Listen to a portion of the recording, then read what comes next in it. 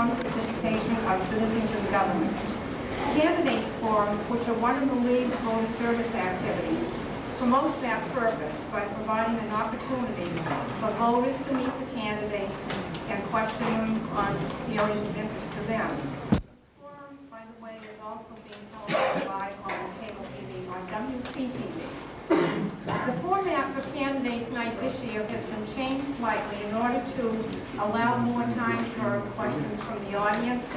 Since the League's questions, which we do every year, and the candidates' responses will be printed in the town crier in the next two editions, those questions will not be posed to the candidates tonight. And again, that will allow time for more questions from the audience.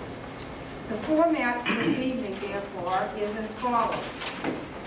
Candidates for selectmen shall speak first, followed by candidates for the Housing Authority and the School Committee. Each candidate shall be allowed to make a 2-minute opening or introductory statement. Following the introductory statement, candidates will respond to written questions from the audience. And we have cards and pencils available from ushers out in the back there. Our timekeeper, and each candidate shall have 1 minute to respond to the question, the audience question. Our timekeeper, Pat Roman, will be sitting in the front row here. We'll hold up time cards for the candidates so that they know how much time they have left. After all the questions have been answered, each candidate will be allowed 2 minutes for a closing statement. Now, as part of the League's ground rules, and you've been to candidates night before, you know that we have some ground rules. And it has to do with, first of all, that personal opinions regarding the qualifications of the younger candidates shall be ruled out of order. Questions shall concern the candidate's qualifications and his or her views on the issues connected with a particular office. Ruled out of order are emotional questions which seek to impugn the candidate's motives or to label him or her as a member of some special religious, ethnic, or racial group. And yes, we can begin the evening with the candidates for selectmen. There are 6 candidates running for 2 3-year terms. Mr. McCoy, Michael McCoy, who is the incumbent, will begin the candidates now. Thank you, Barbara. Background about myself, I'm 31 years of age. I've been living in Wilmington for over 30 years. I went through the Wilmington Public Schools. I went on to college. In 1979, I graduated with an associate's degree. In 1981, I graduated with a bachelor's degree. And in 1982, I graduated with a master's degree. And just a little point I would like to stress about, I would like to talk about town-owned property. Town-owned property is perhaps one of the greatest natural resources we have here in the town of Wilmington. Some local officials are in favor of selling this property. I'm not. I believe, the town of Wilmington should keep its open space. I don't want to see the community of Wilmington turn into another community like Everett or Revere. It has that potential. I'd like to talk about the Center Bridge for a moment if I can. I've talked about this for 3 years, not for 6 months, that bridge should be replaced before somebody is seriously injured or there's a fatality. And hope in the last couple of weeks, as you noticed, the bridge has been closed one way, and I've worked with the state, hoping that we can somehow get monies to replace that bridge. I'd also like to talk about, for example, some people running for selectmen and some people in local office, they promise you this and they promise you that. Other than this, I've performed and I've delivered. And I really believe one good selectman can make a difference. And I've proved that you don't have to be part of that old town hall machine to get things done. And I like to talk about some accomplishments if I can. For example, I like to talk about the Shawshene River Estates proposal. The vote was 4-1 on the Board of Selectmen to support it. Mike McCoy voted against it for 2 reasons. Number one, I wouldn't want to wake up one morning, look out my back window and see 200 units. What about the children that have to go to school in that area, down off of Shawshene School? It's only about a half a mile away. It makes no sense to me dumping another 300 to 500 cars onto Shawshene Street in the morning during peak time. And that's one reason why I voted against that. And the vote was 4-1, ladies and gentlemen, in favor of the developer. And I like to talk about another accomplishment. I like to talk about West Street, the hotel proposal. The vote was 4-1 once again on the Board of Selectmen to give input and approval of this developer. The people in that area deserve representation, and I was the one vote to vote against that because a lot of people felt that, the homes in the vicinity, if you put a 6-story hotel proposal, some people in their backyards would never see sunlight. I see the time is up. Thank you. The second candidate for selectman is Dan Baloo. Thank you, Barbara. I'd like to take this opportunity to thank yourself and all of those members of the League of Women Voters for putting this event on tonight. It's really a tribute and very informative session for the voters of Wilmington to see who the candidates are and where they stand on the various issues. So I'd just like to say thank you for giving us this forum to appeal to the voters as we are going along our candidacy in this election. I'd just like to say, give you a little bit of a background on myself. Many of you may know me, and those of you who don't will hear what I have to say about myself and on the issues tonight. I'm a product of the Wilmington Public Schools. I've lived in Wilmington all my life. Married John Lyman, have 4 children. My son Danny, who's a freshman at Wilmington High School, and Sean, who's in the 8th grade at the North Intermediate, and I have Megan and Rory, who are both at the Movement Street School. Myself, went to Wilmington High School, graduated in 1970. During the tail end of the Vietnam era, I served the United States Navy in the 6th Fleet. Was not over Vietnam, I served over the Mediterranean, and that's where the 6th Fleet, I was homeboard in a town called Gaeta, Italy. And after that, I went to the University of Massachusetts. I graduated with a Bachelor of Arts in Political Science, and I went on to get my Master's in Public Administration. I do not have that at this present time, but I have been attending and taking courses over there.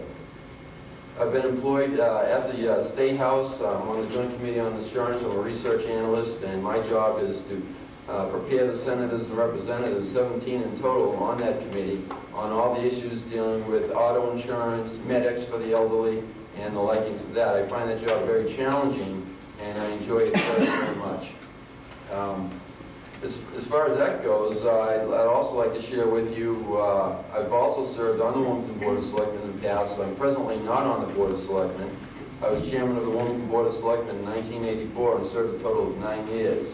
I enjoyed being on the Board of Selectmen at that time, and I hope that you will consider me in giving me one of your 2 votes on April 21st. Thank you, and I see I'm up.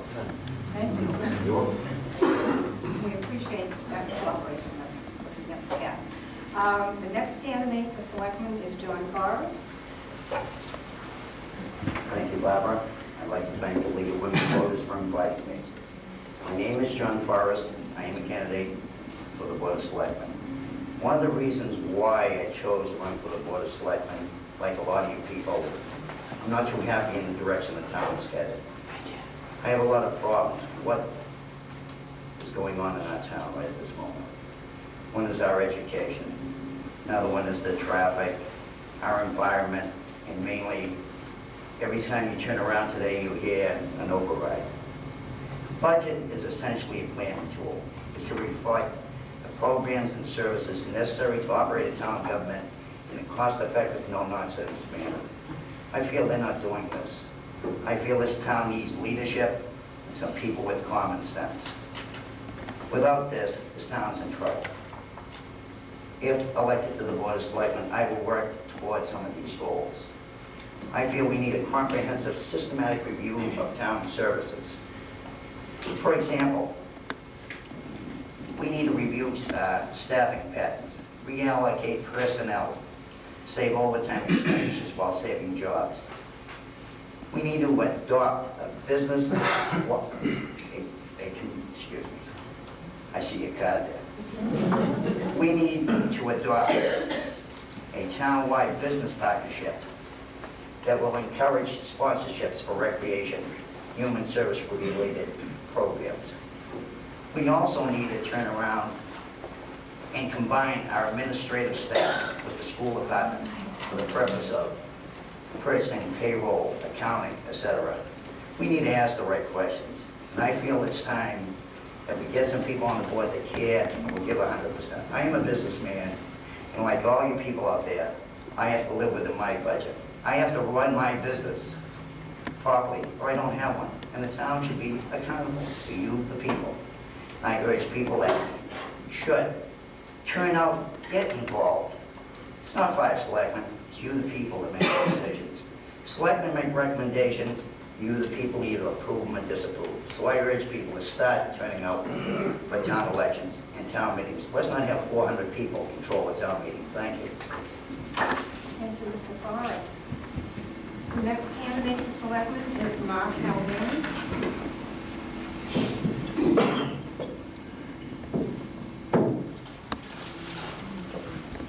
Thank you, Barbara.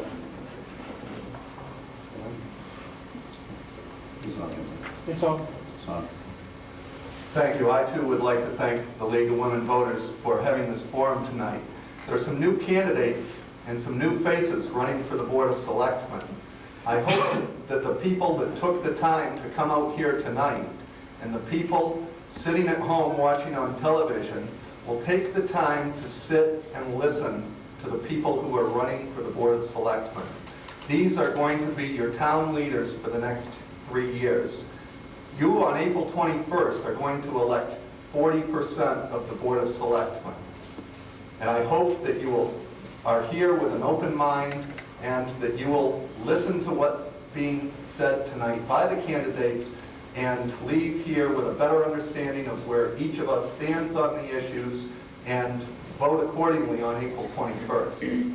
My name is Mark Haldane. I'm an attorney in Boston. I'm an in-house corporate attorney for a corporation in Boston. I've lived in Wilmington for 9 years, and I'm running for the Board of Selectmen because I too am concerned about the direction that the town has been taking. I feel that with my experience as an attorney, with my experience in management and being part of the management team of the corporation in which I'm employed, and my experience in budgetary and finance matters in a charity in Boston, the Boston Seamen's Friends Society, a 163-year-old charity, that I'm qualified to serve on the Board of Selectmen. I'm committed to making a change in this town. I'm committed to serving the people that vote, and I'm committed to your interests. So I would hope that, again, that you would sit and listen tonight. Listen to what the candidates have to say. And remember, you have 2 votes. A lot of the people sitting in this room may be committed to one candidate or another. I would urge you to listen for that second candidate that you may be looking to vote for as well. Because it's just not the people supporting one of us here that you have a primary candidate that you like. You are electing 40% of the Board of Selectmen, and so I urge you to use both of your votes on April 21st. Thank you, Mr. Haldane. And we expected Mr. Michael O'Neill to be here, but I don't think he's here, so we'll go on to Mr. Peter Simmons. I also like to thank you, Barbara, for inviting me here in the League of Women Voters. I too am a new face, and it's the first time I'm running for the Board of Selectmen. And I think that I can be a responsible leader. I've proven in the endeavors that I've been in. I had the same concerns of other people as far as the bridge, cuts in the town, and especially with the education of our children. Cuts shouldn't be made there because it's very important, because those kids will be the leaders of tomorrow. My name is Peter Simmons. I'm 56 years old. I've been married for 34 years. I worked for Raytheon Company for 34 years. I lived in the town of Wilmington for 25 years. I put 4 children through high school, and I have presently 2 of my grandchildren in it. Now, I'm going to say high school, but I'm not that old, in the school system. And believe me, I'm very glad to be here this evening, and my concerns are your concerns. That's where the concerns should be, with you people, because you are the people that put us in office. I'd just like to say one more thing in regards to the future physical situation in light of the economical insecurity of the state of Massachusetts. I'm opposed to heavily relying on funds, state funds and financial aid. The future administration of Wilmington will and need to work in a combined team. And I think if we can all do that and work in a combined team, we can straighten out and use the revenues that are in this town instead of going around and borrowing money from everyone else. Thank you very much. And now we'll come to the question part of the evening, and there are people, Mr. Brown and Donna Smith back there, who have cards and pencils, and Odette Kent. if you need any, and we already have a question that was submitted, which I'll start with while you people are thinking. This is for all the selectmen. What innovative ideas would you suggest for increasing participation in Wilmington's recycling program? And Mr. Simmons, you want to start? Go right that way. If I get this out. The recycling program, as we all know, is a very important program. And if we didn't have it, there'd be an awful lot of trash and things lying around on the sidewalks and in our backyards, and that's what we've had. Used cars, batteries, paints laying on the street. And I would push for the fact that we do get everything down to where it should belong, so they have a place to dispose of it. And I would try to push for that and keep it running as it is.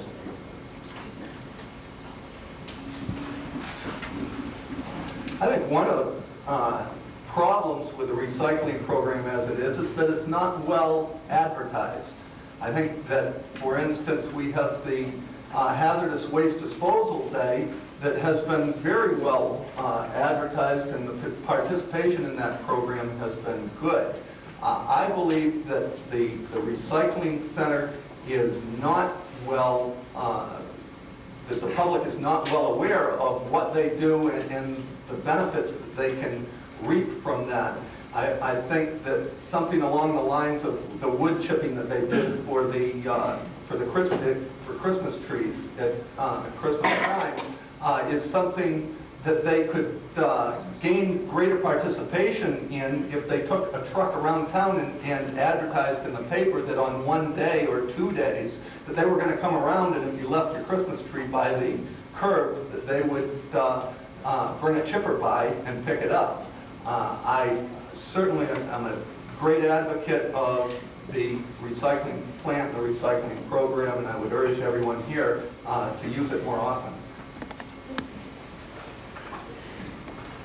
I feel it's like a lot of things in this town. We have to start educating people on what they should do with all of this stuff.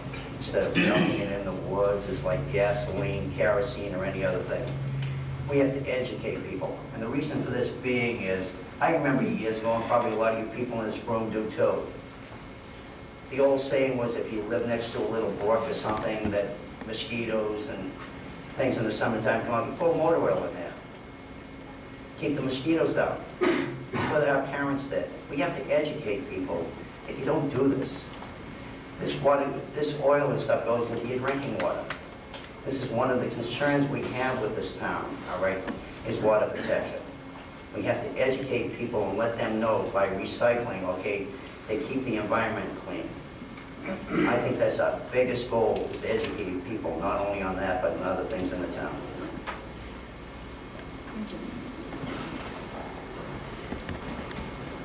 I guess the next part. Yes, I'm sorry.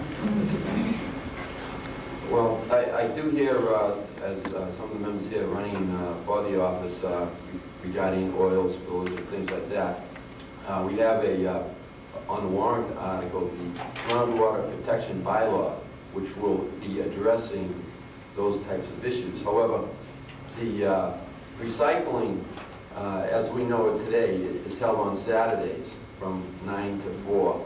And in the town manager's report, he reported that we have we've had over this past year 30 tons of leaves, a combination of 15 tons of aluminum and glass, and about 2 tons of Christmas trees. I think that what we need to do, along with the education that the other candidates have mentioned, is that what we need to do is have this available for more than just the one day for the 9 o'clock to the 4 o'clock. If we could keep it open a number of more days, 3 or 4 days maybe. I know that it's all voluntary.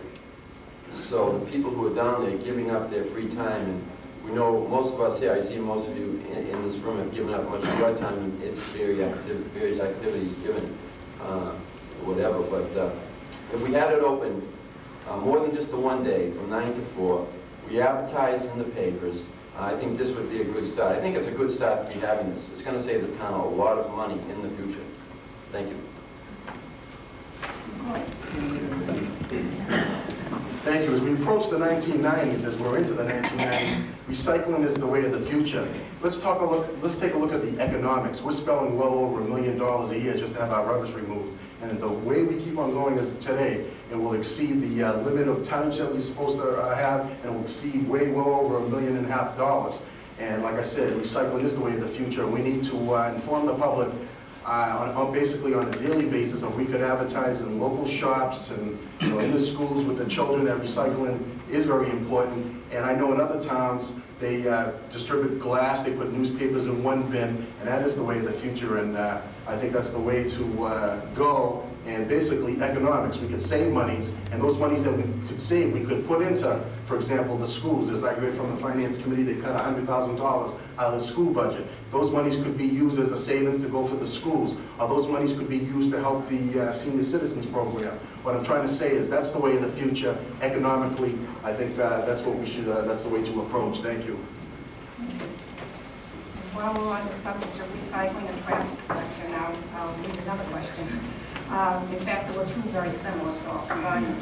And we'll start with you, Mr. Haldane. Because of the financial crisis we face, how do you feel about charging fees for certain services in town, such as trash collection?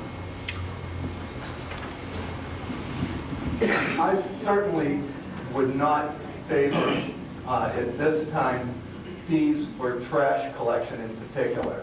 Now, there may very well be certain services that are now provided by the town that user fees could be charged for. In particular with trash collection, however, there has not been a showing by the town that every last dollar has been taken out of this budget to try to work within the restraints of Proposition 2.5 and the restraints of the pending shortage on local aid. Now, obviously, a lot of what we're going to do is going to depend upon what the June cherry sheets show for local aid coming to Wilmington. However, trash collection is something that affects not only, it affects every homeowner, and every renter in this town. So I would not favor imposing user fees on elderly citizens on fixed incomes. I would not favor doing that on young people just getting started in the town. And so I think trash collection is a very bad start for user fees. Like I say, there are certain other recreational activities and other things that perhaps user fees will be appropriate for if we can show that the budget is, we've come to that last dollar. Yes, I am opposed to a tax on trash collection. Number one, we pay enough taxes in this town. The problem with if we turn around and put a tax on trash collection, what happens if they decide they can't pay it? What happens to the trash? This town's liable to spend more in picking up people's trash off the sides of the road. That's number one. Number two, that's just another way of coming in the back door with a tax to the people of this town. And I think that's a disgrace, so I would be opposed to it. Thank you. I think I would be opposed to the user fee. I think one thing to note is that Bob Palmer has been doing a marvelous job with our scales. The youth of the town's people at town meeting voted for scales for measuring the truckloads of the waste management that are going over to North Andover. And that's helping us stabilize our budget through the tipping fee. I think that's a very important note, and I think we're heading in the right direction there. When you speak of the elderly and those who are on fixed incomes and those, the rate of inflation, the cost of living, and all of that goes into it, you know, people are hard pressed. They're paying their taxes, and why not have the trash for everybody? Bob Palmer has worked very diligently along with the selectmen in past years and recently, and they have a very rigid contract that they have to live by, and it has to be during daylight hours. And no other town in this area has going for it what we do, and we're making tremendous strides in this area. So I would say no to user fees. I'll I'm also opposed to user fees. User fees is basically another example of some type of taxation, if you take a look at it. I think there's a lot of fat in the budget. I've been a strong advocate since day one to cut consultants.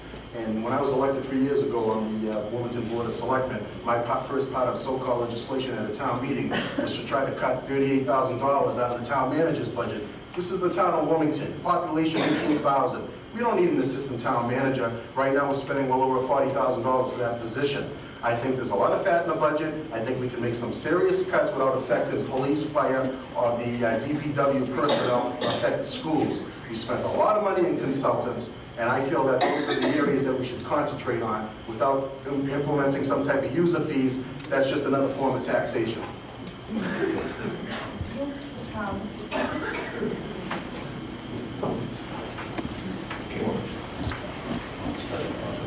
I also feel that there shouldn't have to pay to pick up your trash. I don't know if it has ever been done in the town before, but I think there's enough money in the budget somewhere, hidden money somewhere, so it had to be used also with, as everyone else has said, education, no cuts in the fire department and anything else. No, I'm opposed to paying for trash pickup because you're going to have it, they're going to throw it anywhere, they're going to pay for it, they'll say, as we mentioned before, here's a brook over here, boy, that looks nice and clean. We do have enough problems with the water.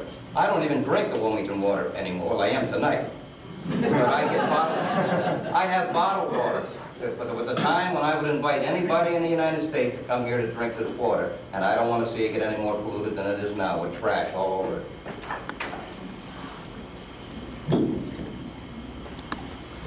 As long as we're on the subject of water, I have a question now. It's directed to one of the candidates, but I think in fairness I have to give everybody an opportunity to respond to it.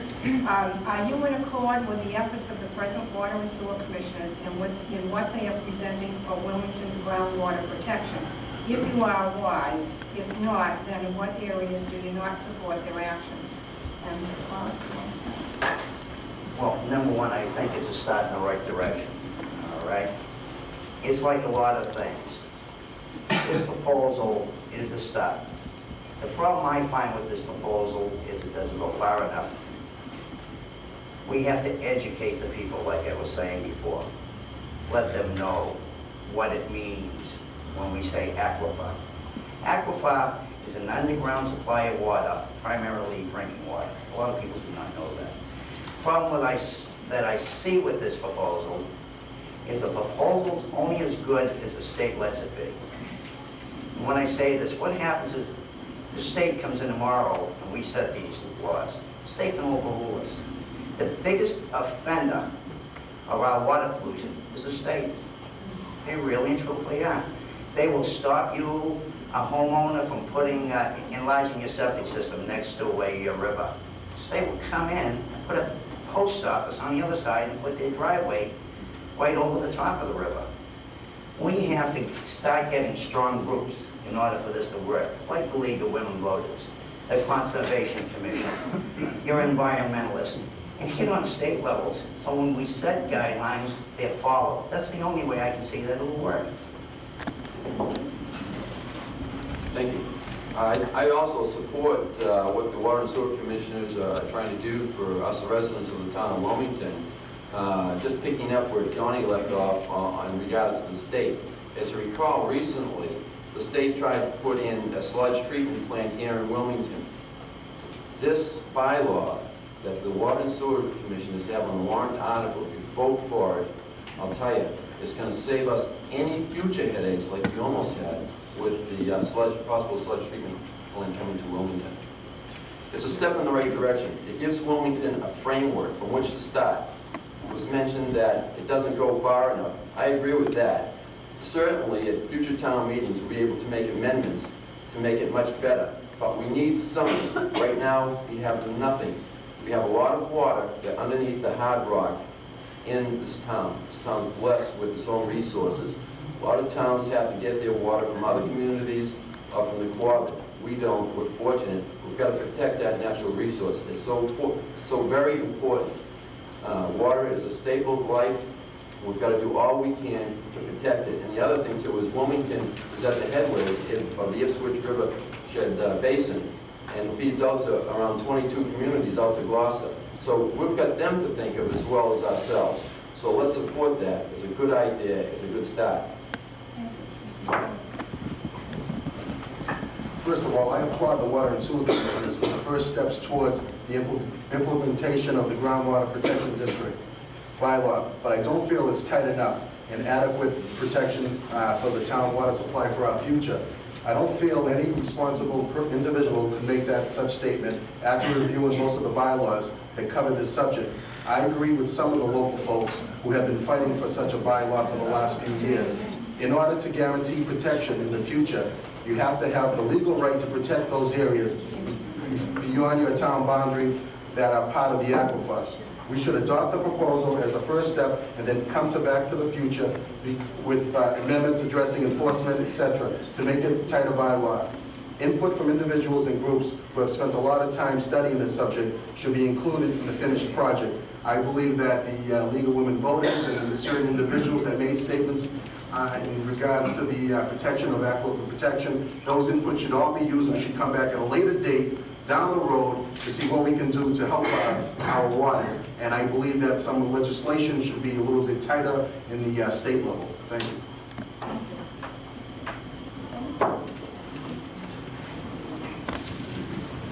I went to the town hall and I asked for one of those pieces of paper to see what the bylaws were. I do believe they're very inadequate. And if I was going to vote on something like today, I would ask at a town meeting that it would be passed over now.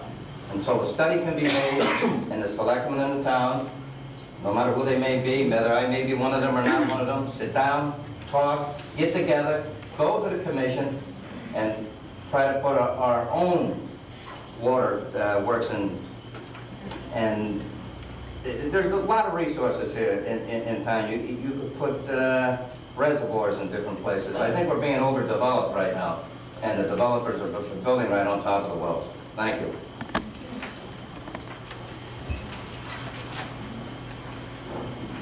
This is another issue and another situation where we're really caught between a rock and a hard place. This water protection bylaw, and if any of you have seen it, it covers several pages. It's very complicated. I've talked to a number of people personally on both sides of the issue, including our representative to the Middlesex Canal, who though somewhat conversant on the issue, really doesn't understand the full complexities of it, nor do I, and I'll be the first to admit that. However, we have a problem where the Water and Sewer Commission has spent $90,000 to put this warrant on the ballot this year. The chairman of the Water and Sewer Commission has said that this is it. He isn't going to put it back on.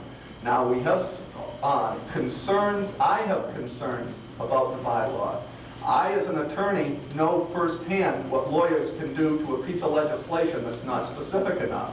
And frankly, I don't want to see Wilmington's water supply determined, that having the bylaw determined by case law on a case-by-case basis through the courts, rather than by the elected representatives of Wilmington. So I have concerns about the bylaw as well, and I would recommend that we take a further look at it before we pass on the issue. We have two questions on the cutbacks in town, the budget cutbacks, and I'll try to combine them. One is, please comment on how you believe the cutbacks in town employees should be prioritized. The second one is, in one-word answers, how would you prioritize the following in the order of your preference, 1 to 4? Public works, education, safety, and industry. And Mr. Balloon, would you like to start? Well, the budget issue certainly is an important issue facing town. The economic times facing us certainly is a reality. As you know, the Finance Committee just cut $100,000 out of the school budget. As far as police and fire go, I believe that the Finance Committee wants to not make any cuts there, and I would be in agreement with them on that. Our police and our fire are certainly vital services that we need to maintain. And I think that their approach is the right approach in that what they want to do is do it by attrition. I think that's the proper approach. As far as the other town side of the, you have the public works, you've got the police, the fire, and what was the other one you mentioned about? Police, fire, public works, and What was that? Okay, well anyways, I'll tell you. Education, safety, and industry. Say that again, say. Public works, education, safety, and industry. Okay, great. Education is what I wanted to get to, because I'm going to get to that anyways. But education is by far, it has got to be the mantelpiece of the priority in our community. I lived in this town, I grew up in the town, I went to schools in Wilmington, and I'll tell you, for a long time, you couldn't even buy a pair of socks in the town of Wilmington, let alone as a kid growing up in the town, do anything, okay?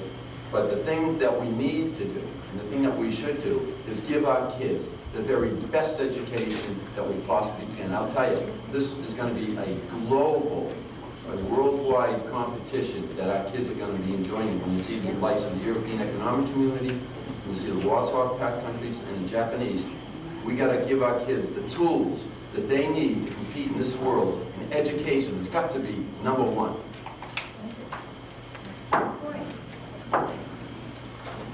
I'd like to focus upon what I said earlier. When we start talking about cutting off police in the category of police, fire, industry, as you talked about, schools, the biggest abuser that we've had in the past few years, and before I was elected to the Wilmington Board of Selectmen, once again, I'll say, is consultants. We spend hundreds and hundreds of thousands of dollars a year on consultants. I think we have expert people in our public buildings department, our DPW department, our police and fire. We should rely on their expertise before we try to spend monies for consultants. Let's take a look down the road, down the future. The local aid picture starts to look a little bit better. The manager has talked to us as a member of the Board of Selectmen that the local aid picture is starting to look a little better. We on the Board of Selectmen, we've conducted work with Reading Municipal Light, where in return, payment of lieu of taxes, we should be receiving $200,000. And I've always said, if we have monies now available, we should use those monies. For example, the Redevelopment Authority has monies. Well, if I was a good planner years and years ago, one time in 1984, the town of Wilmington had $1.4 million, 84, 85 in free cash. A good planner would hold on to those monies for a rainy day. Well, let me tell you something, ladies and gentlemen. Fiscal year 1991 is our rainy day. And those monies that we could have had over the interest over those past 6 years would be well over $2 million. I think we should eliminate consultants, and I think the local aid picture looks a little better. And if we get back some of these monies, this gives us 365 days to plan for the fiscal year 1992. Thank you.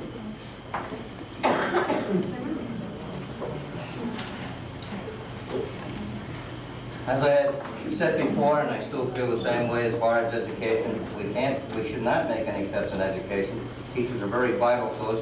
I have two little girls that come home and they tell me, "Pop, my teacher's going to get fired." Well, I can't do anything about that, but I think the people in town can. And it has to be stopped. As far as industry, I think we have enough industry in the town. I don't think we need any more industry. And safety, my feelings, safety, no, don't make the cuts in the police department. Don't make the cuts in the fire department. They're the people that protect us.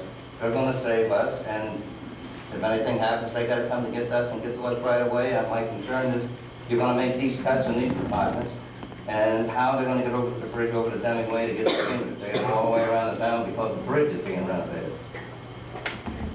Public Works, I think the Public Works Department right now, as far as I can see, is they're overloaded with what they have. They can't keep up with it. And I don't think there should be any cuts made there either. Thank you.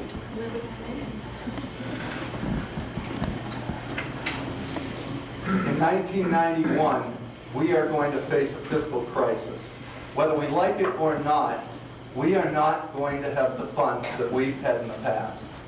Obviously, that's not a pleasant thing to stand here and say, and it's not pleasant to say, I want to be on the Board of Selectmen when I know we're going to face these problems, and you know we're going to face these problems. Now, as far as prioritizing into 4 categories of public works, education, safety, and industry, that hardly speaks to the myriad of different services that the local governments provide. And while I certainly would not single out any one department to take the hit for the brunt of a shortfall that's a result of primarily fiscal mismanagement at the state level and a paralysis of state government, I would say that it's unrealistic for any of us to stand here tonight and say that the various departments, whether it be your favorite department or not, is going to take no hit at all. I think every department's going to take some hit. There are ways of doing it without cutting essential services, and I would look at the budget as a whole and work to cut in areas in which we can afford to cut without cutting those basic services that all of us need, from children in school to the elderly. Is I think some of the biggest fiscal problems facing this town is it seems like we have two different boards. We have the school department and we have the administration department. I feel in order to straighten out the problems facing this town, these boards have to work together in harmony. They have to solve their own problems before they can solve our problems. The only way they can do this is to work together. I happen to hear they're cutting $100,000 out of the school department. Why didn't they cut any out of the administration department? We can't keep cutting out of one. If we go back to last year's town meeting, we made our cuts, and we found $462,000. What happened to it? I heard one candidate say, well, we should use this money for a rainy day. They didn't use it for a rainy day. They spent it. As far as the redevelopment authority goes, when do we run out of that money too? That's just a short fix. The problem I have with that is I have to be at these selectmen's meetings. Well, if I want money from you people, I won't call you to my board, I'll come to yours. And I think that they better start using a little bit of professionalism when they're working with other boards. All boards in this town are equal. We're all working for the same goal, and the goal is to look out for the town and the people of the town. When we start having them come to our board when we're looking for money from them, I don't blame the redevelopment authority when I give them a nickel. Number one, I read in the paper, they can't even tell the redevelopment authority where the $110,000 went that they gave them last year. I feel this town, these boards have to work together. They have to get some leadership and some common sense when it comes to money. You live on a budget, let this town live on a budget. We have three questions that relate to the hiring of a new town manager, and I'd like to combine them and maybe give the candidates 2 minutes to answer, because one of them is very short to answer. The first question is, what qualities are you seeking in the new town manager, or what qualities would you be if you were elected? The second one is, what process do you feel would be the best for recruiting a new town manager? And the third one is, how do you stand on the finance committee's decision to spend $10,000 on a consultant to search for a new town manager? Can you keep those repeated? Yeah, first, what qualities, second, what process, and how do you feel about the finance committee to spend $10,000? First of all, I was elected to the Wilmington Board of Selectmen in 1987, so this is going to be something new to me to hire a town manager. And I'm going to make sure I take the interest of the people in the community at heart first while we hire a town manager. The Board of Selectmen hire the town manager, and the quality that I've been looking in for a town manager is basically what's said in the Town Manager Act, that he has to have prior experience in another community for at least a year. You know, there's certain criteria that have been set forth by the town meeting of what the town manager should be. So I want to make sure that the man is honest. Hopefully we can get a town manager that has worked in numerous cities or towns or wherever, so we can have he could have some type of good background. And the process basically lies with the Wilmington Board of Selectmen. We decide who the town manager, we decide who we're going to hire. But I have no problem getting input, personally myself, from the residents of the town of Wilmington, because people seem to forget, boards seem to forget, who foots the bill in this community? You, the taxpayers. Your input means more to me at numerous occasions, as opposed to me even sitting down at a selectmen's meeting with the other gentlemen of their input. So the decision does lie with the Board of Selectmen, but I have no problem sitting with some residents for some input, to sit in a meeting, to give their opinion, how they feel about a town manager. And I think to spend $10,000 is ridiculous to go and search for a town manager. You know, for that recommendation from the Finance Committee, I don't think we need to spend any monies. I get $500 a year as a member of the Wilmington Board of Selectmen, and I don't even think I should be getting $500. I don't mind. I enjoy serving the community, and I'd be more than happy to go on my own time to search for a manager and to bring back to the town. Thank you.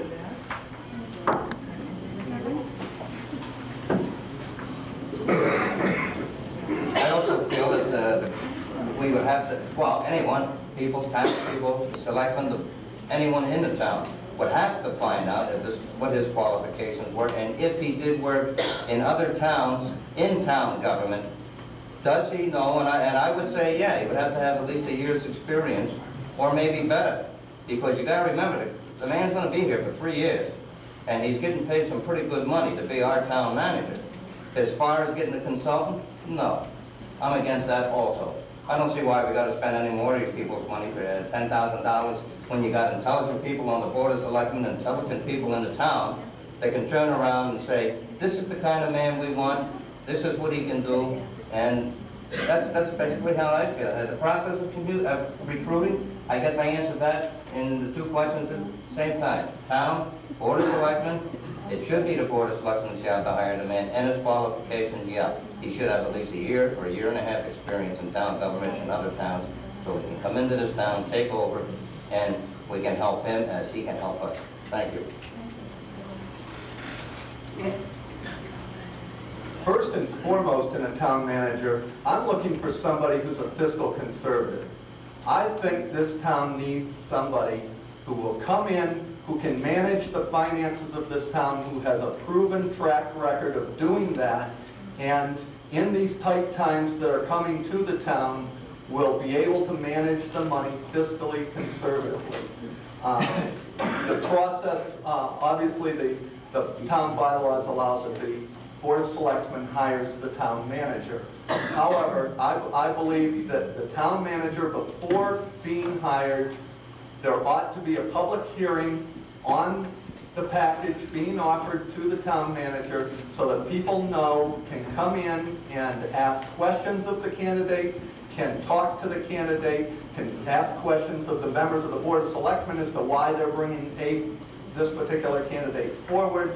And I think the town ought to, through a public hearing, have access to the proposed Board of Selectmen's proposed town manager.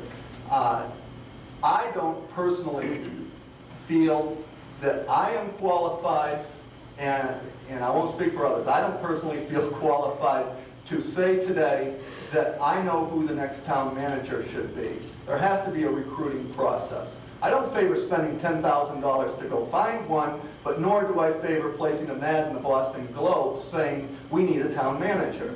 So I would hope that the Finance Committee is given a small budget to go out and recruit a town manager so that we're not limited.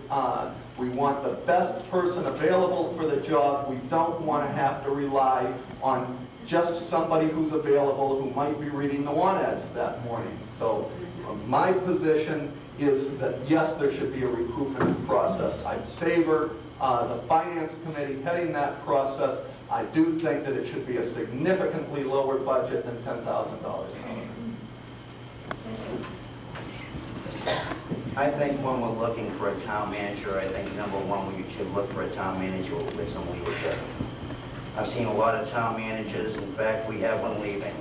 All right, when we say a year's experience, 2 years, I have a problem with this, and the problem being is I'd rather see somebody with some ingenuity, some drive, okay, some leadership that'll bring some life to this town, to these boards, and get this town back on the direction it should be heading in.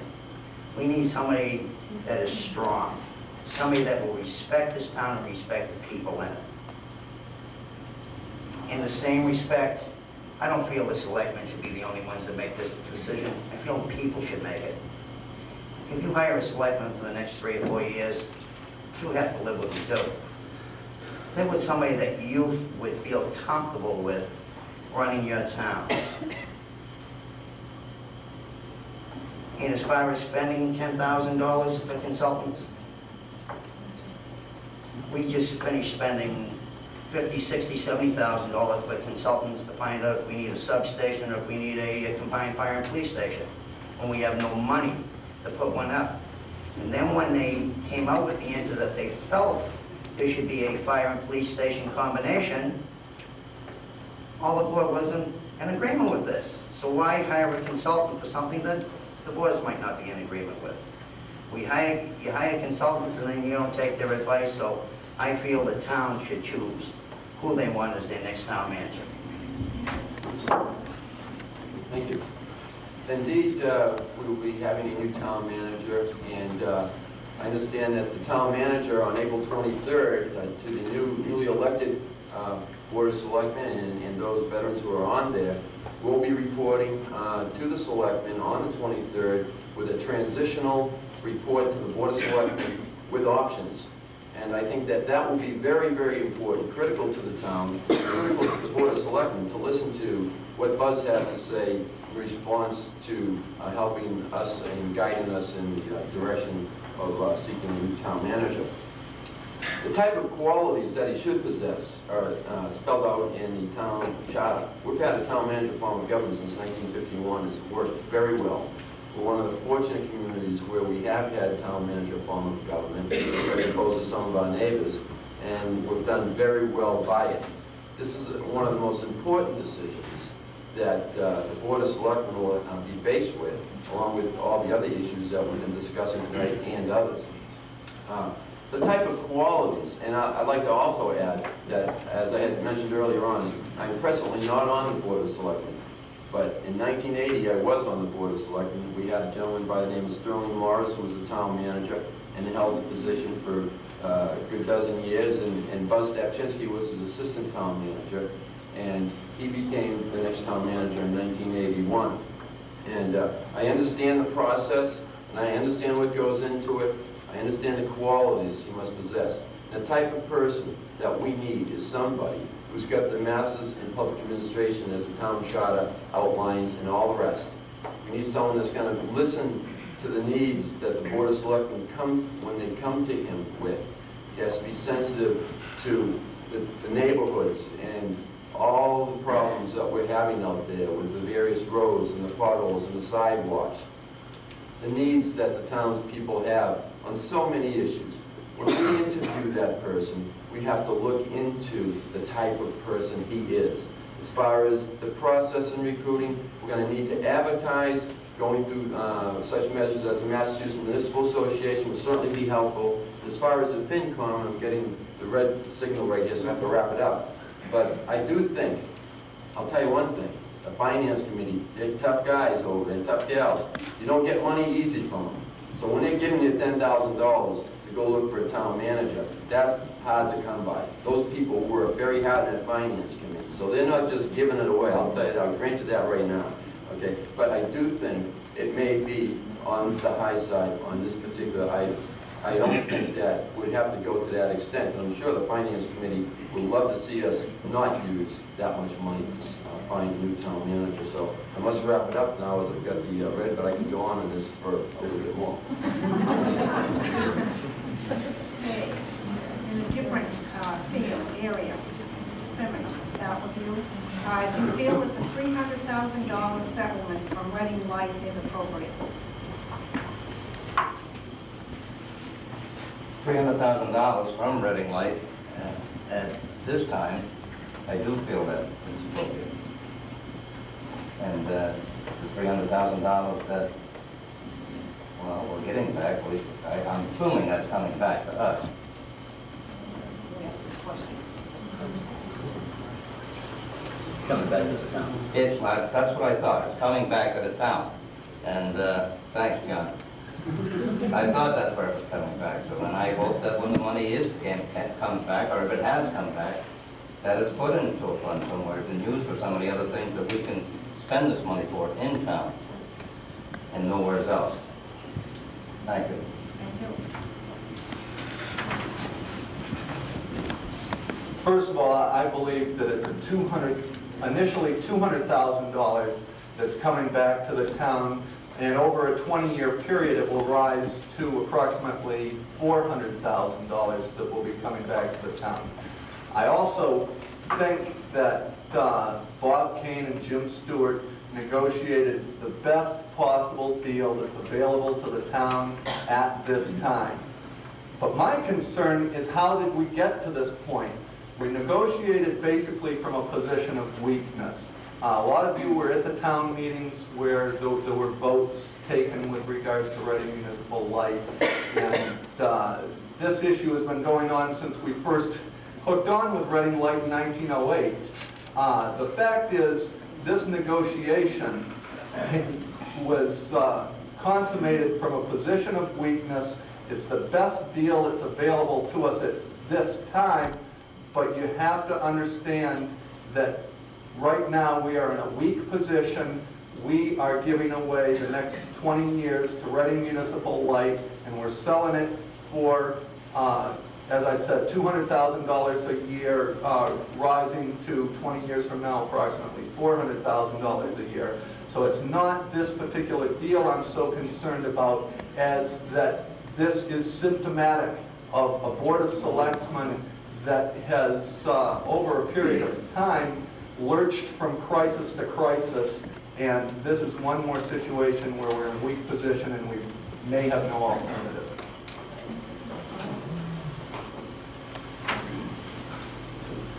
Yes, when it comes to Reading Light, I'm not opposed to the proposal they have. I'm against the 20 years. And in case you people are unaware of this, that means there's no negotiations for 20 years with Reading Light. Like the rest of you people in this room, I'm dead against opening our own light company. If we run a town light company like we've been running town government, we'll be bankrupt. All right? That's number one. Number two, Mr. Simmons asked the question.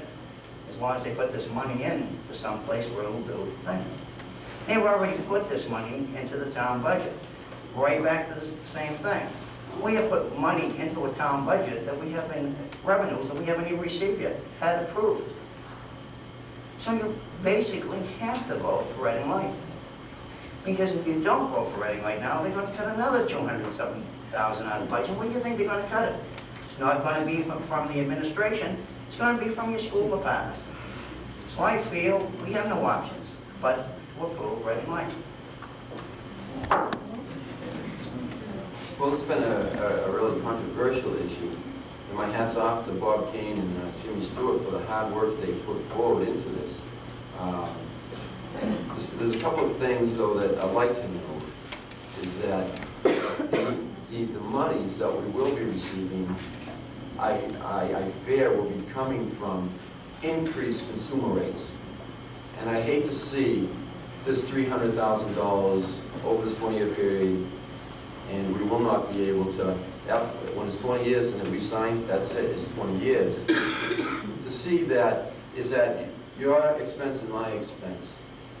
And that's the part I don't like. You know, we're talking about user fees earlier. You know, the user fees continue to go up. The legislature right now is looking for ways to lift the ceiling on the user fee. And you can't claim that on your federal income tax. And to me, that's going to be a loophole of 2.5. We've got to be careful of that.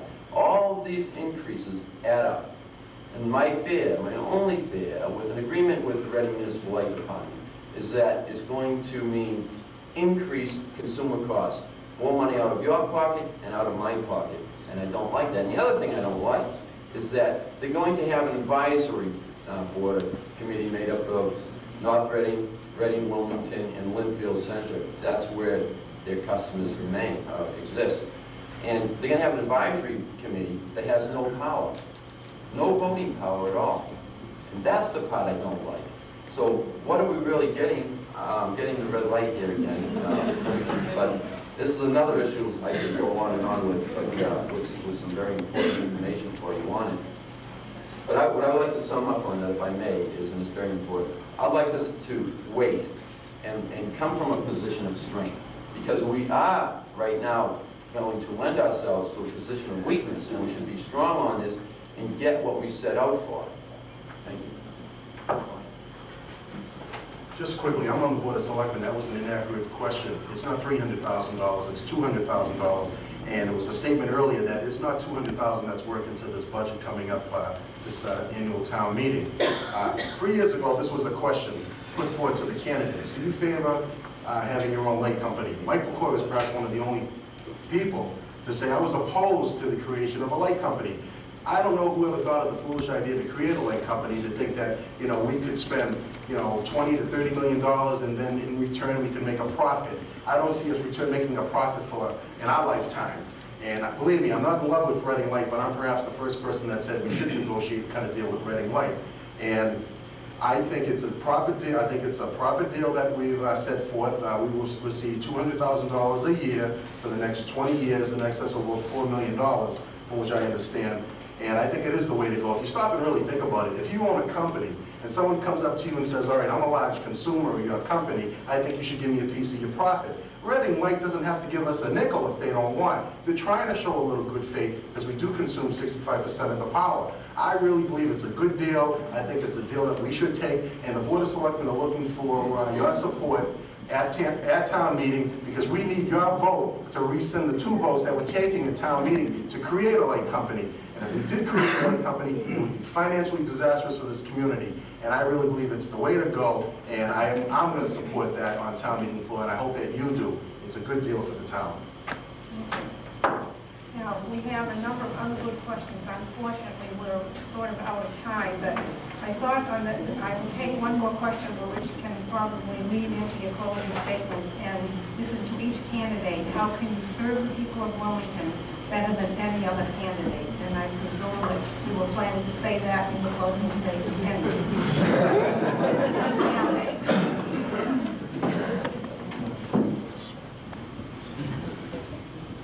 April 21st is a very important day for the town of Wilmington. It's important not just for the people at this table, it's not just important for the next 3 years, but the next several years are going to be in part determined by your actions on April 21st. You have 2 votes. I would urge you to use both of your votes, and by all means, get out and vote. Tell your neighbors to vote. It is important that we have participation in local government. I hope that everybody understands the power that local government has over your everyday life. As for the question here, I believe I'm unique among the candidates this year in that I am an attorney. The attorneys have been on the board in the past, and I think they've been of great service to the town of Wilmington. I have experience in management of corporation. I have experience in budget and finance committee matters, and I serve on the board of governors of a large charity that has a multi-million-dollar budget. So I have the kind of experience that would lend me towards serving you, the people on the Board of Selectmen. I am a fiscal conservative. I will tend to your money, and I will not spend it unwisely. I will not make recommendations to spend your money unwisely. And in closing, I'd like to ask each and every one of you here and each and every one of you watching at home for one of your 2 votes on April 21st. Yes, in closing, I'd like to say, for everyone, okay, I'm not a politician, I'm not politically motivated or politically affiliated. I am running for this position for all the people of the town and the town. I feel we need changes. I feel we need some leadership and some people with some common sense that'll look and work with the people of this town. But in order to do this, I still maintain people have to start giving their input. You were talking 5 men controlling your town. Without your input, they might have a certain way they'd like to do something, and 3/4 of the town people don't want it done that way. I feel that people should start giving in input.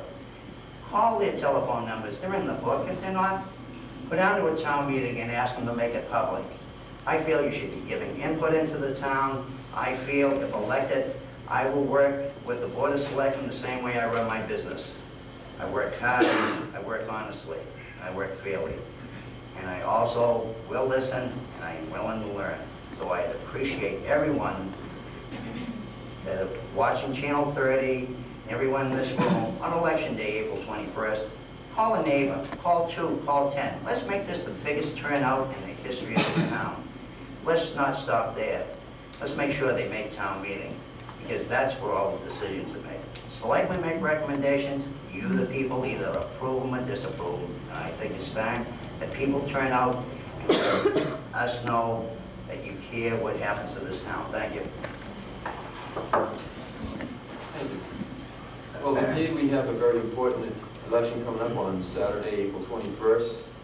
And I'd like to say that I've enjoyed this evening's forum.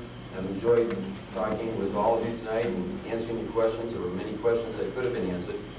I think that what we need to do is have a sensitivity towards you, the people, you in the neighborhoods and in our community. I love the town of Wilmington. That's why I'm running. I love this town. I've lived in this town for many years, and I want to serve you. I want to be the very best public servant that I can be to you. I'd also like to say that the elderly in our town are facing tough times. They're living on fixed incomes. Their budget proposal, the town manager's budget proposal for them has been slashed by $12,600. I don't want to see our elderly out there in the cold. I want to help them. I'd like to see level funding of their budget. It's so important. You know, I was in one of the neighborhoods, and one of the people in the neighborhood said to me, you know, it's not like the old days where people volunteer their time and take care of geriatrics and the likings. We need to have a sensitivity to those people who are in need. That's the kind of person I am. And I hope that you may consider me on Election Day, because I want to work with you. I want to work with the students in our town. It's so important. They need somebody who's going to listen to them. We sit here on the Board of Selectmen, and there are many people who give up their free time. They give up their time and sacrifice for this community. We need to work together in a spirit of cooperation. The school committee, the Board of Selectmen, the Finance Committee, the Conservation Committee, the Planning Board, the Board of Appeals, and all the rest. We have to come together. We have to put our minds together and take the very best of the ideas that come out of all the wonderful people that do serve on these boards and these committees. I'd love to have the honor to represent you and be on the Wilmington Board of Selectmen, to work together to make this a much, much better town, to provide for a much better quality of life for all of us, the working men and women of our town, and the handicapped, the elderly, and our children. Thank you very much. I've helped people through the maze of local government. I got involved in 1984. I was appointed by the town manager on the Wilmington Planning Board, where I took strong stands on behalf of residents. In 1987, I ran for selectman, and now in 1990, I'm running for re-election. If anybody ever took the time to look at Mike McCoy's voting record or Mike McCoy's attendance record, I have the best voting record, the best attendance record of any member that's been on the board in the past 3 years. And if you take a look at some of the accomplishments I've done, the first 2 minutes of an hour ago, I talked about Shawshing River Estates. The vote was 4-1 in favor of the developer. Mike McCoy was with the developer. The vote was 4-1 in favor of the developer on the hotel proposal in South Wilmington. Mike McCoy was with the neighborhood. In West Wilmington, when people had a problem of the down off Cunningham Street, when the developer wanted to build 5,000 square foot homes near abutting 20,000 square foot lots at a Board of Appeals hearing, Mike McCoy went, and we were successful in that. At a planning board hearing, I was called to go on behalf of people of Dayton Drive, North Street, Marshall Road, all Grove Estates off of Rubin Street wanted to propose a subdivision and wanted to open up North Street. Would have been another cut through. Don't get me wrong, I'm not against development, but I'm for orderly development. And I really believe people must have a say in the town of Wilmington. And let's take a look at what's going on. If I'm not elected to the Wilmington Board of Selectmen, prior to my election, we might as well put the sign back on the town hall that says Wilmington Real Estate Company. If I'm re-elected to the Wilmington Board of Selectmen, the new day will continue and residents will retain a voice on the Wilmington Board of Selectmen. Local developers and local officials will always be challenged, and the old days of getting along by going along will never return. On April 21st, I ask for your support. I wish you'd give me one of your 2 votes. I've always worked on behalf of neighborhoods, and I want to make one thing clear. 3 years ago, as well as today, I've spent my own money on my campaign. I have not taken one thin dime. Therefore, I'm not committed to the local developer or special interest. And believe me, ladies and gentlemen, I'm not on the shopping cart list at Christmas time on behalf of the developers. My only interest is the people who live in the community. I've lived here for 30 years. I've loved this community, and I plan on staying here. And I wish you'd give me some consideration and give me some thought April 21st. I really think I've done a good job as your selectman, and I've always represented you. And we've won a lot of votes at town meeting and at town public hearing meetings, and we've lost some. But at least people can say they've had a voice and they've had a friend. Ladies and gentlemen, that voice and friend has been Michael McCoy. I wish you'd give me some thought April 21st. And I look forward to seeing you Election Day. I'd like to thank the League of Women Voters for holding this forum, giving you an opportunity to meet the candidates, and gives us an opportunity to meet you. Thank you very much. See you Election Day. So thanks to Molly. I took a course of management training and graduated from Fitchburg State. I think that I can give the town and the people of the town and assist the Board of Selectmen in giving them the responsible leadership that they need. I too thank the League of Women Voters, Channel 30, and I would be very proud to serve this town and the people in the town, and I would appreciate one of the 2 votes on April 21st. Thanks very much. Thank you very much to all of you, and I hope that you'll be around later earlier at the time so that people may ask questions that they didn't have Absolutely. opportunity to ask. Okay, while we're switching,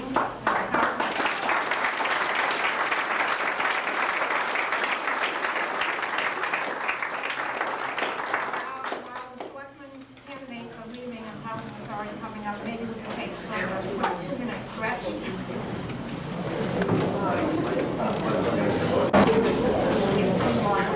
I can't hear you. I said, in the interest of time, we better get started again because we have 2 more groups to go through. The next group will be the Housing Authority, and we have 1 3-year seat open, which is unopposed. Michael Fitzgerald is running for that. 1 2-year seat unopposed. Michael Jonathan is running for that.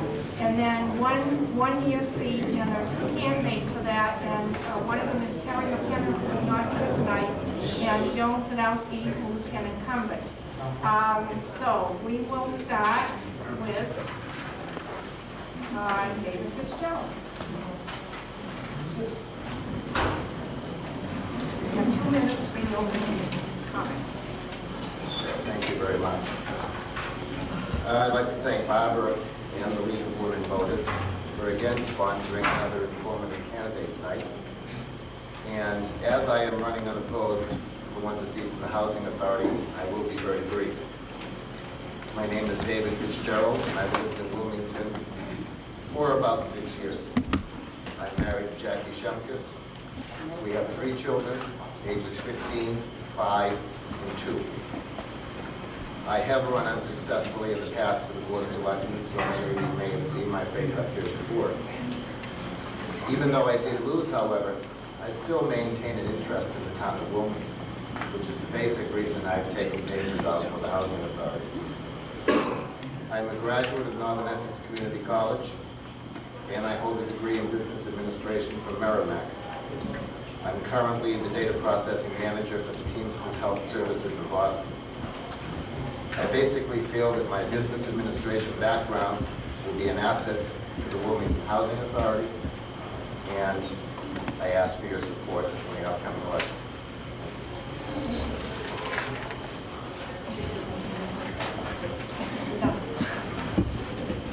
Good. Thank you to the League, and thank you to Wilmington Community TV. I think it's extremely important that these forums are broadcasted into the homes of everybody in Wilmington, because sometimes it rains out and snows out, it's difficult for people to get out.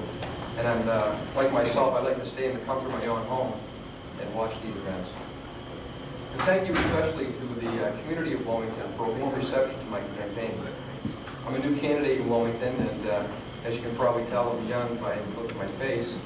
And so far, I've had a really nice reception. I want to thank everybody, both here and at home. I'm a candidate for the Housing Authority because I'm a lifelong resident of Wilmington. That's been 25 years in case you're wondering.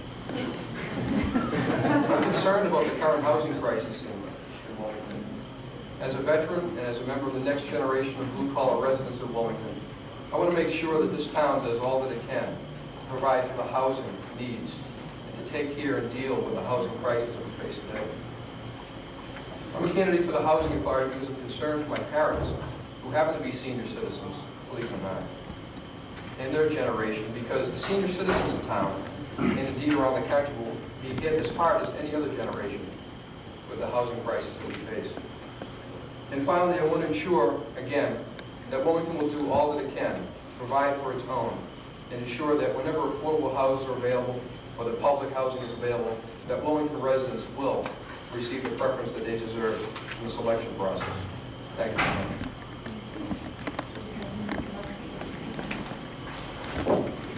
Good evening. I appreciate the invitation to be here tonight. I want to share a little of some of my background with you. I'm married and have lived in Wilmington for almost 20 years. For 13 years, I was a member of the Conservation Commission. For 7 years, I belonged to the Wilmington League of Women Voters, during which time I served as chairman of legislation and a study of national energy policy, and I co-chaired a study of Wilmington's water supply and quality.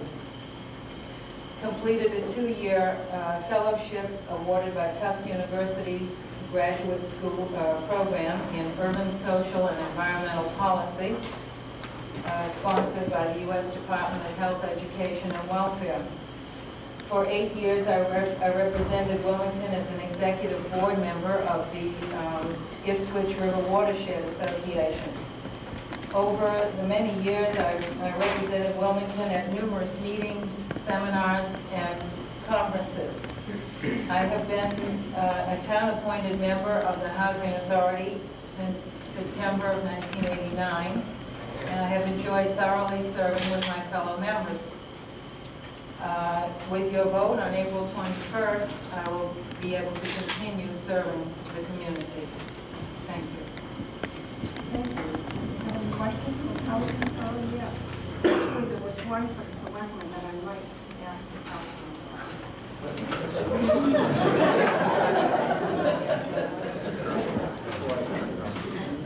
Here we go. How do you feel about the developers bypassing the town boards and forcing large developments down our throats under the guise of low-income housing? And what alternative can you offer to satisfy state requirements and those of the neighborhoods?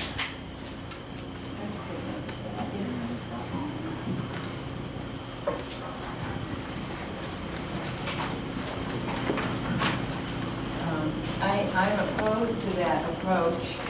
I think ideally the town should enter into a partnership with the state agency, the Economic and Executive Office of Communities and Development, the agency in charge of the funding for this kind of housing. And it should be 100% affordable housing built on town-owned land, preferably to keep the price down. In that way, we can more quickly reach the 10% quota of affordable housing that the state mandates every community in the state. By taking the other approach, we will never reach the 10% quota. As we add to the total market value housing stock or dwellings in the town by 200 and 300 condominium units, for example, at one time, the 10% quota diminishes. It does not rise. So therefore, I favor 100% affordable homes.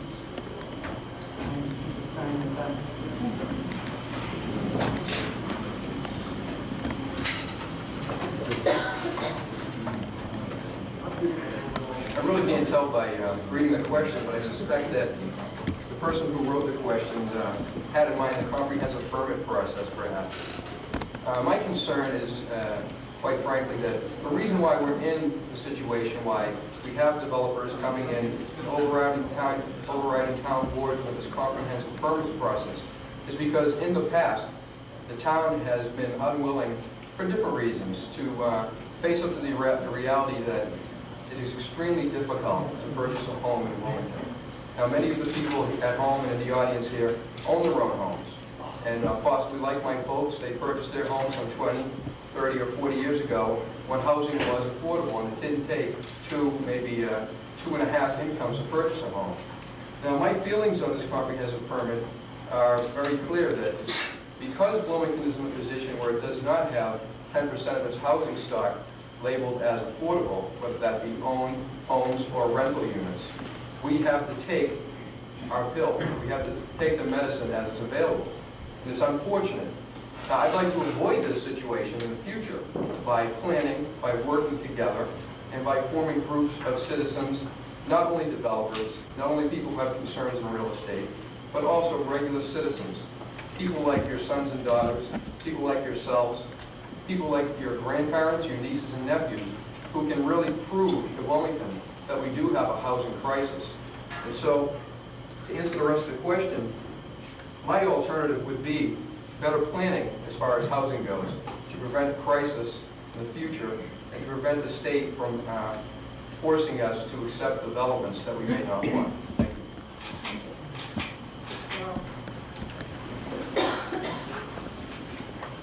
First of all, I agree that we really should not be forced to accept developments that we don't want.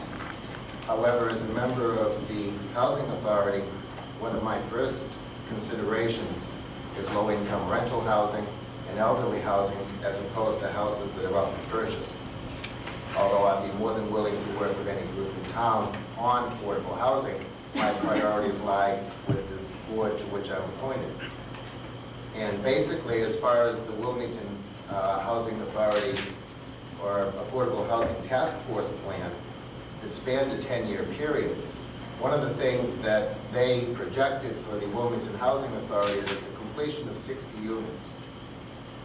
Well, with the completion of the new Deming Way unit, we now have 32, which means that in less than a year, the Wilmington Housing Authority has reached more than 1/2 of its commitment that was made for it for a 10-year period.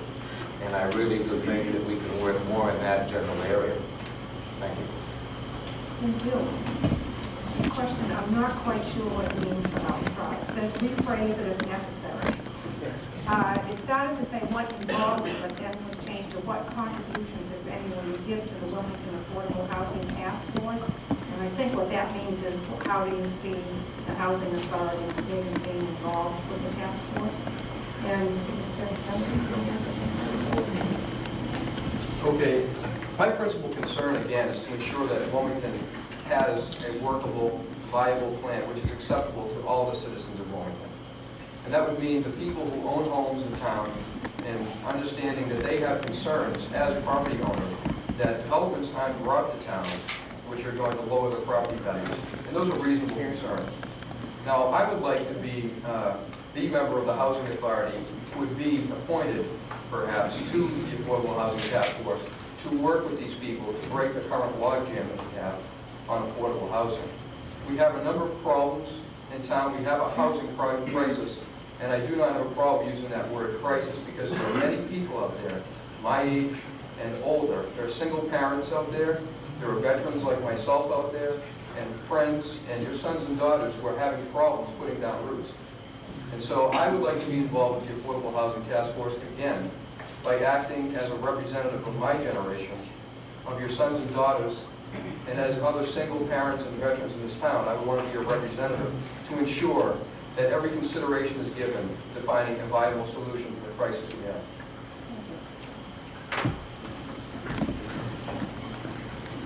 Over the past couple of years, when the Affordable Housing Task Force has had meetings and forums, I have been at many of those, basically because I am also looking for affordable housing for town of Wilmington. And one of the things that I believe is that everybody in this room, in this town, should be involved in, not just because you're on the board. Again, being on the Housing Authority, I would make sure that any housing that is available for rental units would have grants applied for so that it can be picked up through EOCD. Part of the problem comes up that if the state and federal money dries up, then there will be no funding available for these projects. Projects such as the HOP program, where 30% of the development is set aside as affordable, and 5% of that is set aside as to come under the direction of the Housing Authority, is nice. The problem is, if there are no funds for that, then we can't get enough money to pick up that 5%. In addition, assuming we do pick up the 5%, we must continue to get funding to maintain these houses, or they will quickly go into disrepair. And I see the red flag, so I thank you very much. Any more questions?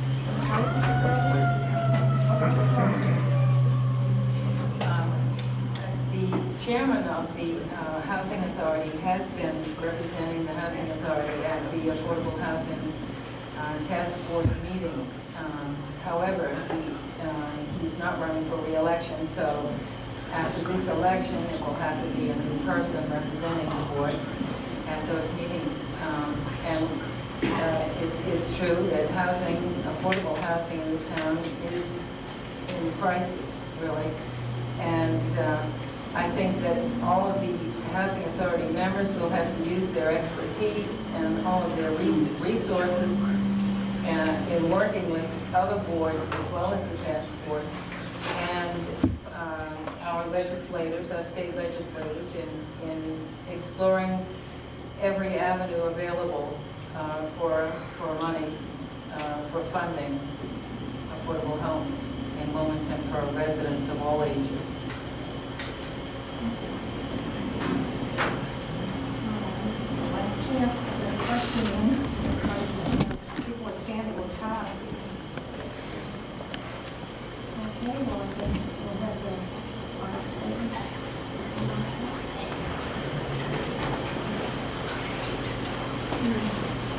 Okay, again, to be brief. I would really like to be involved again in the town of Wilmington. Get discouraged after you run for an office and then lose. Although you try to maintain a little interest. For a while it wanes, but it's coming back now. And I really want to bounce right back in.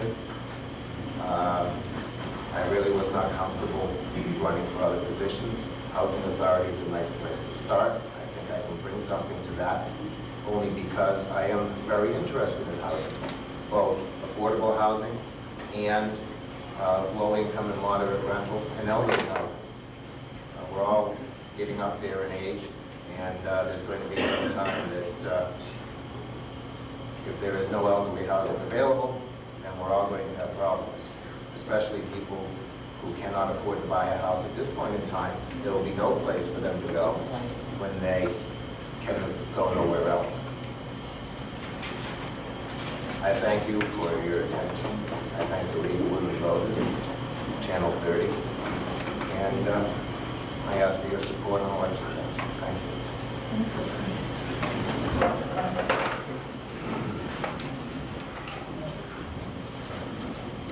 I'd like to close by making an announcement.